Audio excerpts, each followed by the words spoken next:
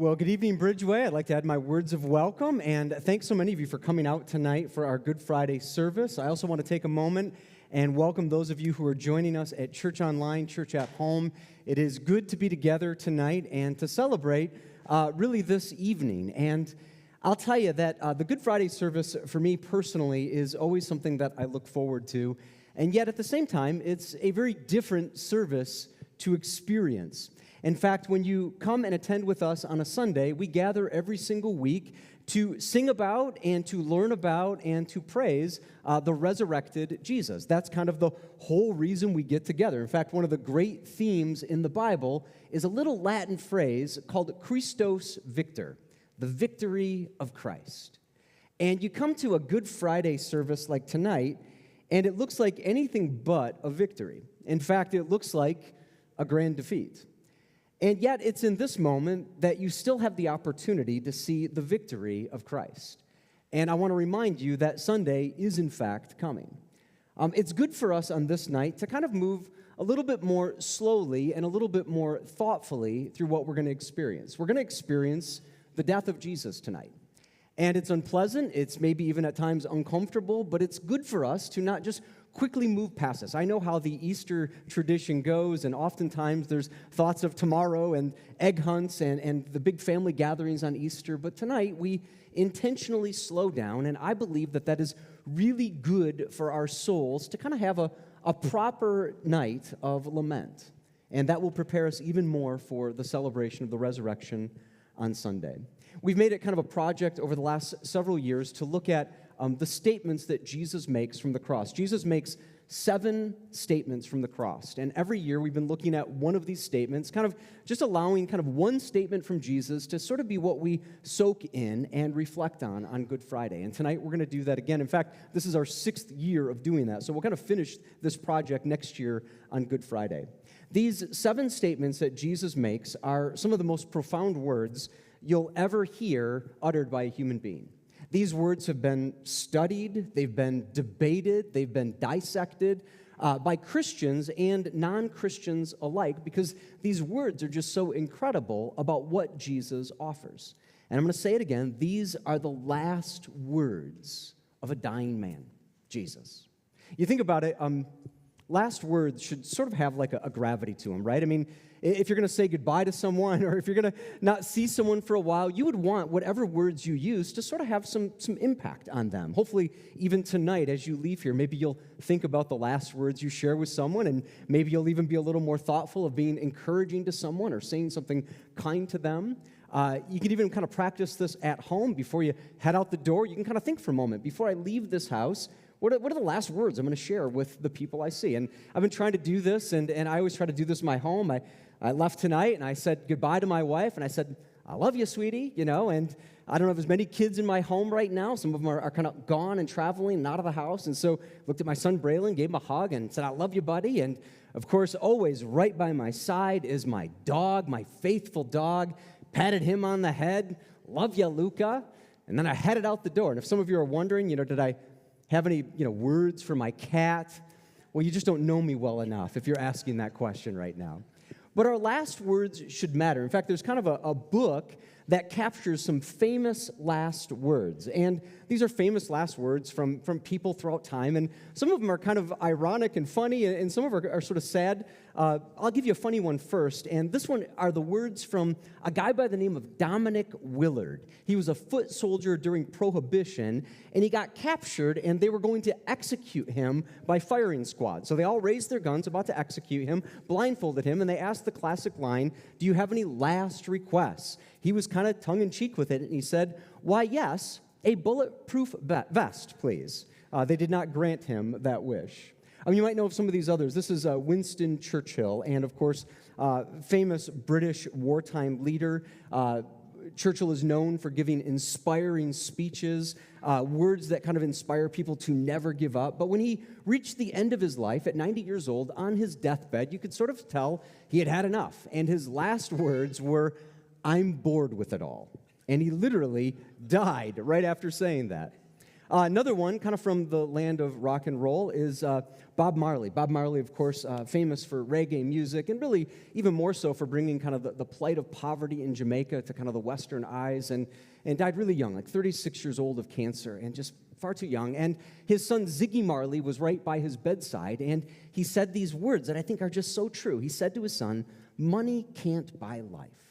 Isn't that profound? Isn't it just, I mean, you can rent life, but you can't buy more of it. Just great words. Kind of sticking with the rock and roll theme, George Harrison. Oh, one of my favorites, the Beatles. If you don't know anything about me, I love the Beatles. I kind of grew up in a home. My mom was a hippie flower child, and you know, I remember like sitting on the floor as a kid, just playing with my toys and Beatles music, like all the time, 24/7, and milk crates full of records. Kids, we used to actually have record albums, and I just go through them, and all of them, Sgt. Pepper and the White Album and Rubber Soul, and George Harrison, of course, just an amazing musician.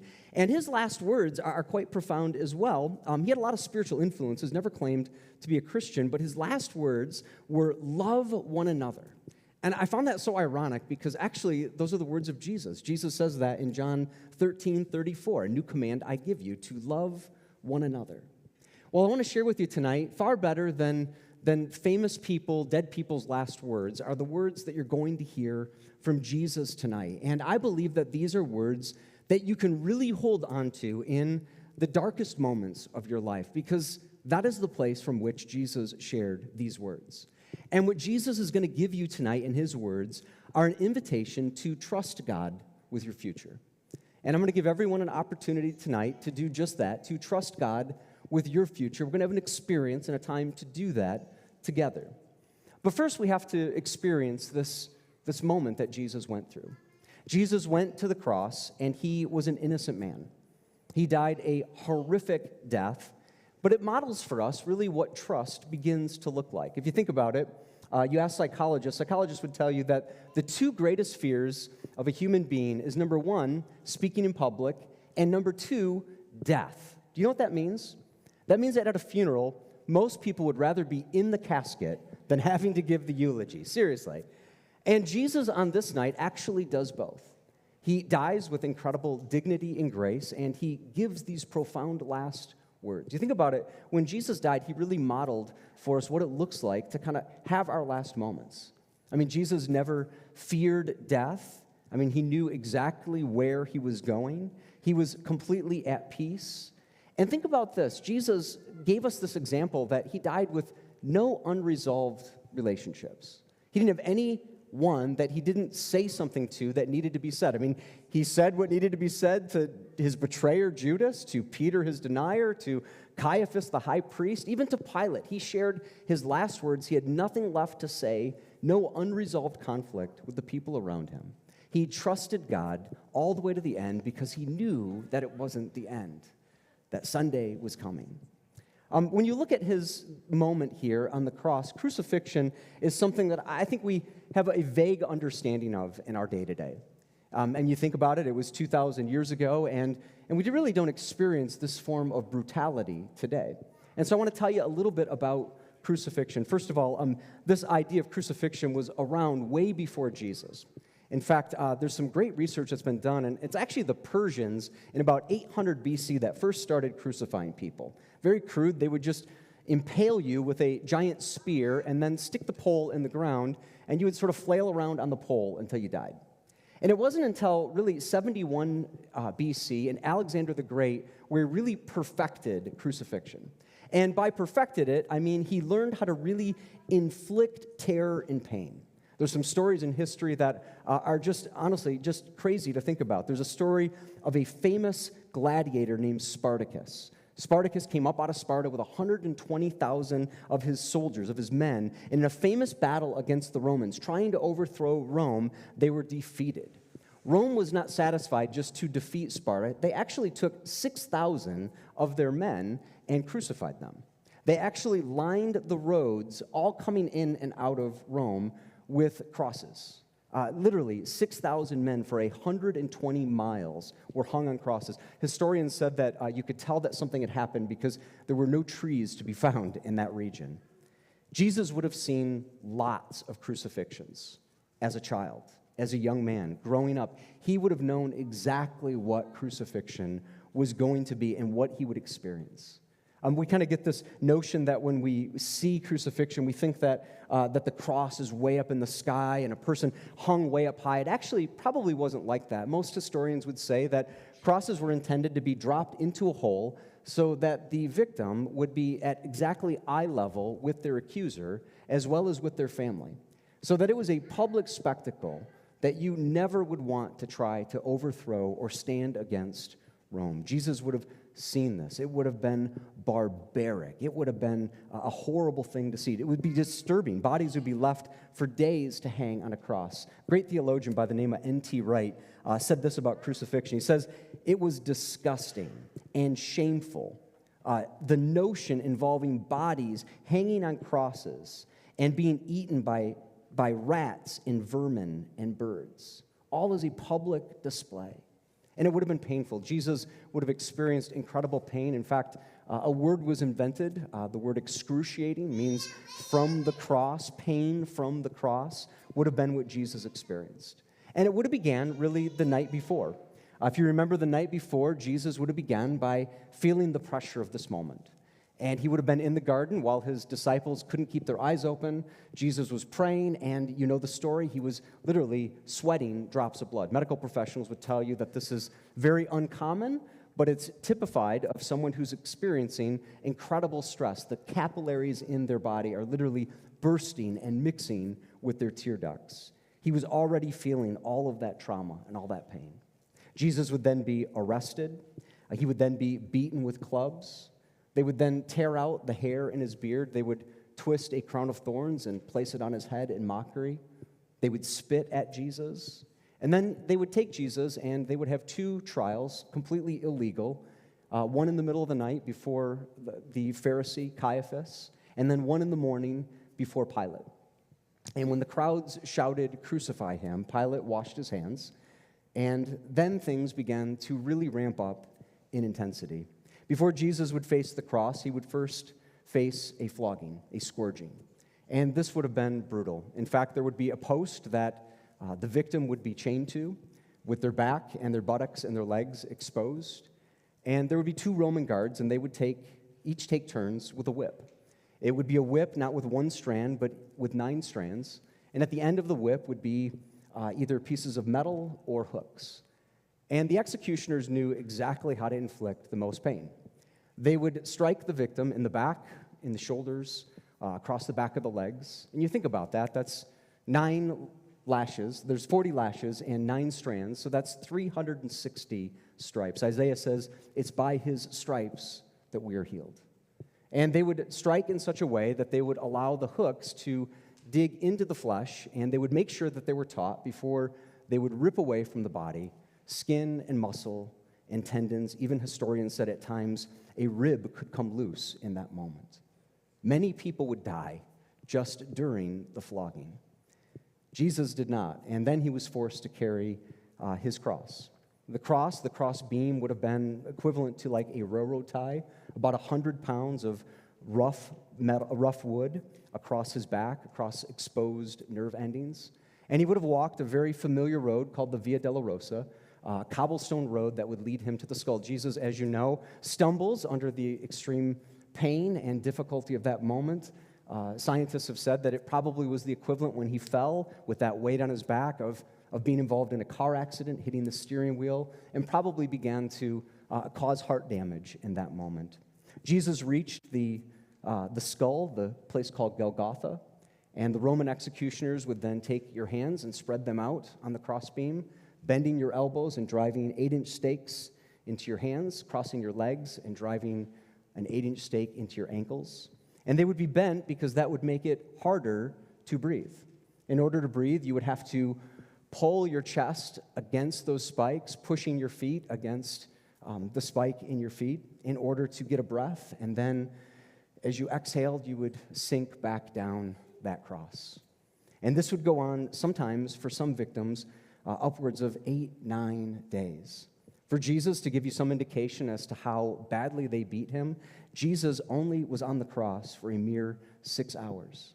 In fact, he was Now at this point, he hadn't slept in 24 hours. He hadn't had food or water in about 12 hours, and he's been hanging in the sun for 6 hours.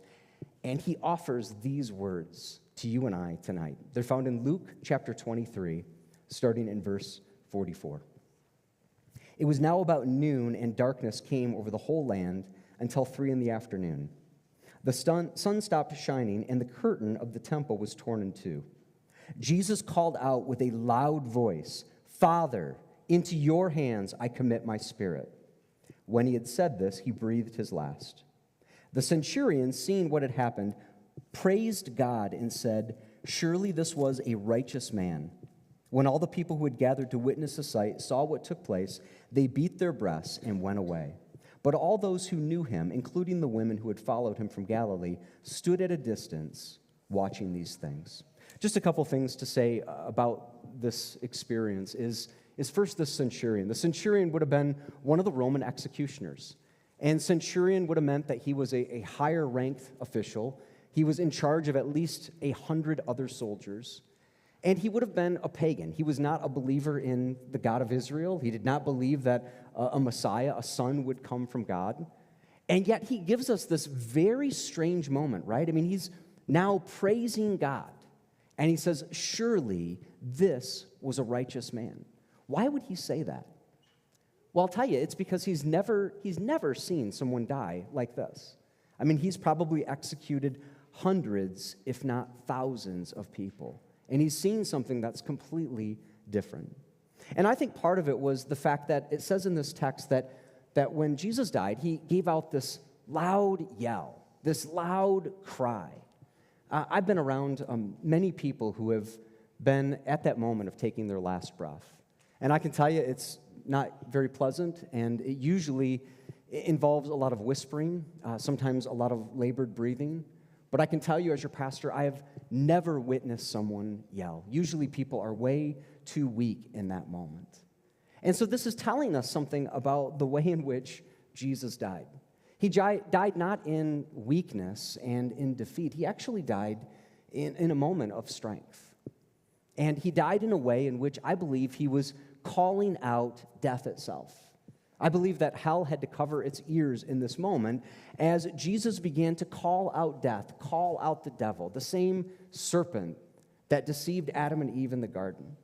You know, the same devil that led Herod to massacre all of those young boys in Bethlehem. The same devil that tempted Jesus in the wilderness. A lot of people will ask around Easter, well, you know, who's ultimately to blame? Who killed Jesus? You know, was it the Pharisees? Was it Caiaphas? Is he kind of to blame? Or was it the Romans? I mean, they invented this whole thing called crucifixion. Was it Judas? You know, he betrayed Jesus. And I would say to you, the answer is D. It's none of the above. Jesus chose this moment to die. He voluntarily gave up his life as a sacrifice for human sin. And he calls out to his Father, "Father, into your hands I commit my spirit." I mean, if you can, try to take that scene in for a moment. I mean, I know we're here inside, and you look outside, and it's a beautiful night, and the sun is shining. It's not that warm, but it's going to get warmer tomorrow and warmer the next day, and we're the crowd that's not going anywhere for spring break. So, you know, like, enjoy what we've got of this weather, right? And yet this moment would have been so different for Jesus, right? It says that it was dark. It was pitch black during the middle of the day. Can you kind of imagine how eerie that would be? And Jesus is right in front of you, and you can barely see him because it's pitch black. I mean, how often does it get pitch black during the middle of the day? It has to be kind of like a strange storm of sorts, right? I remember about a year ago, we had some really early spring weather and some storms that came through, tornado warnings, and I was in my basement at the time, and there wasn't really the threat of a tornado, but the sky got pitch black, and it just got really, really dark, and in about a minute, it got really silent, and then all of a sudden, these straight winds came through, and I had 3 trees in my backyard, and it literally just picked these trees up and unrooted them and just knocked them over, did a ton of damage. And in about 5 minutes, the whole ordeal was over, except for all the cleanup work. And I imagine this going on for hours in Jesus' death, and people wondering, like, is it going to stay like this?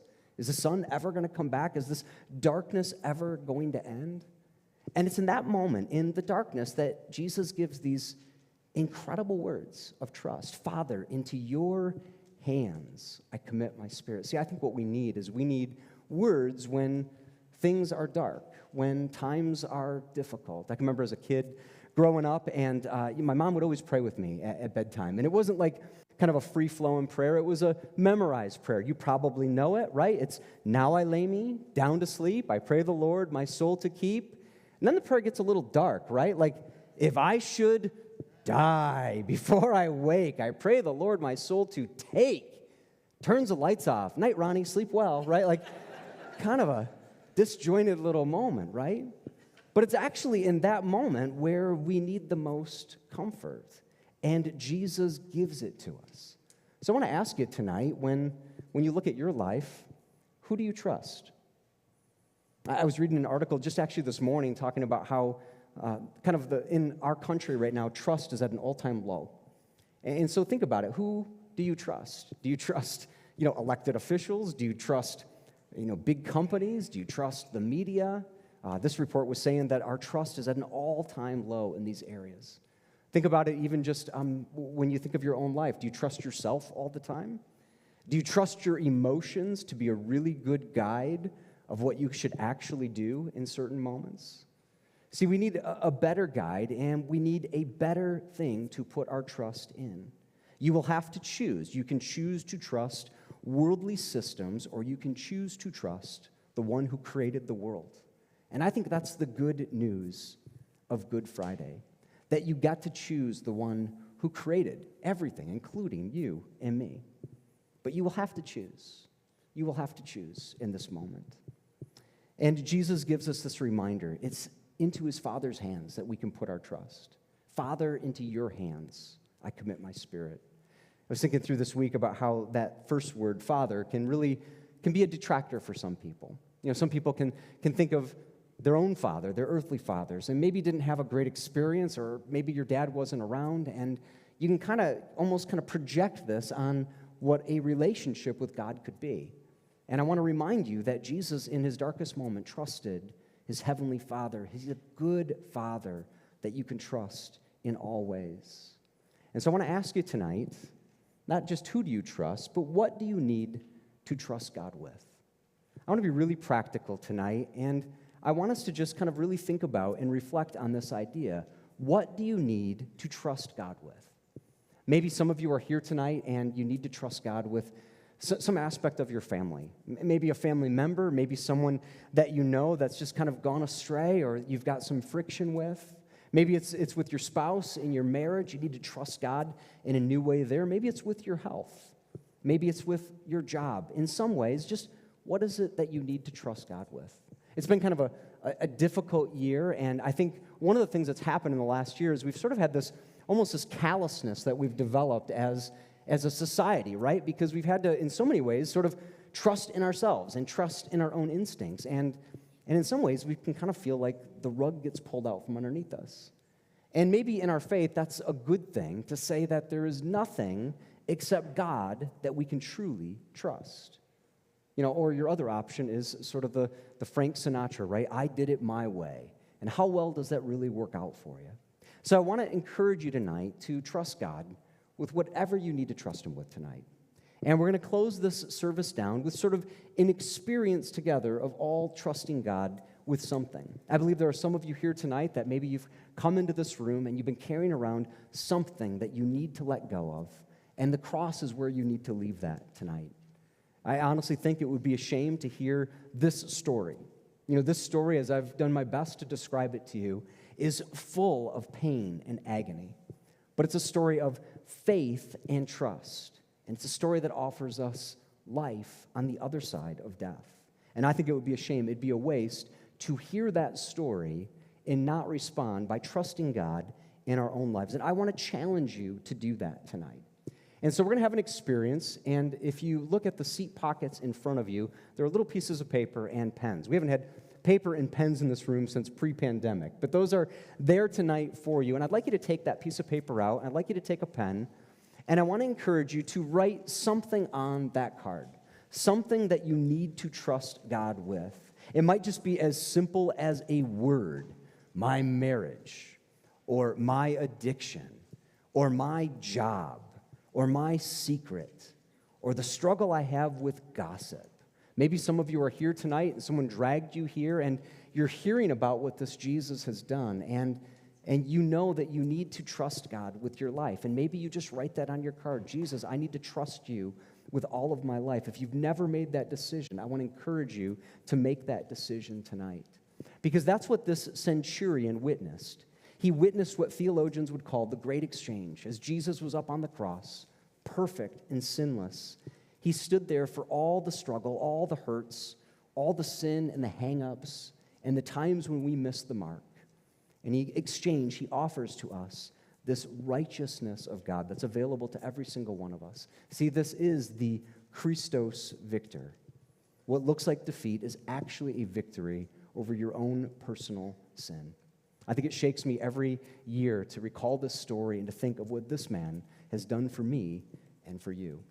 And so you have that piece of paper, and we're also going to celebrate communion tonight. And Dan is going to come up, and he's going to lead us in a time of reflection. And as you come up, I'm going to encourage you to take that piece of paper, and there are baskets on the corner of the stage, one on this side and one on the other, right at the end of the aisles. And you can place your piece of paper in there. You don't have to worry. No one is going to read these. You don't have to put your name on it. This is a trust statement between you and God. But once you've done that, then the tables are set for communion on both sides of the stage, and you can go, and there are prepackaged communion elements that you can grab. It contains the bread and the juice, which represents the body and the blood of Jesus. I want to read from Matthew 26 and then give you a time to move in your trust to the baskets and to the communion tables. Jesus said this. He says, while they were eating, Jesus took the bread, and when he had given thanks, he broke it and gave it to his disciples, saying, "Take and eat. This is my body." Then he took a cup, and when he had given thanks, he gave it to them, saying, "Drink from it, all of you. This is my blood of the covenant, which is poured out for many for the forgiveness of sins." And so now the communion tables are ready. I just simply want to close us in a time of prayer. Father God, with our heads bowed and our eyes closed, God, my hope and my prayer is that we would just set aside all of the elements of our life so that we could focus on this one moment that you created. This one moment where you stepped into human history to offer us what we could never do on our own. You give us this great exchange from death to life. And so, God, as we take our step, I want to encourage everyone here, everyone within the sound of my voice, to trust you with their lives. If that's you tonight and you've never made that decision, I would just encourage you to make that your prayer tonight. Jesus, I want to trust you with my life.